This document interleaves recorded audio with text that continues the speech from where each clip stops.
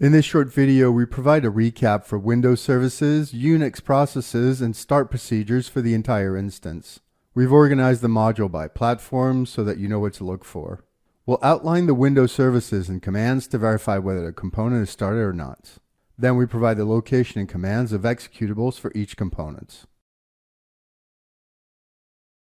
Let's start with Windows. For directories, we've used default directories, but this could be different in your environments depending on the installation. The AAI server is controlled with the Automation Analytics and Intelligence service. The application can also be started with a .exe, which is accessible in the Start menu. The two web interfaces, AAI Config Tool, use JBoss and WebSwing web servers respectively. They're accessible from the same host with folders AAI and main respectively.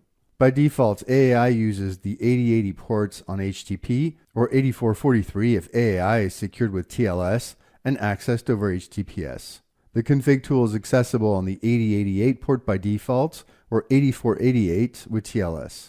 To stop AAI, you simply Control-C out of the active prompt. This shuts down the web server. For the connector framework, we're using Atomic as an example. Other scheduler connections will be configured and accessible differently. The service is called Atomic-Connector. The default directory for the executable is Atomic-Connector, and the executable is called the same. You configure connectors in the system page of the web UI. Let's go on to Unix. The AAI server process does not have a control enable function. To check that it's started, look for the JBoss process. You start the server as root using the jaws.sh file with the startbg option. Web interfaces are the same as for Windows. The Atomic connector can be control enabled to start at boots. To check the process, look for Atomic-Connector.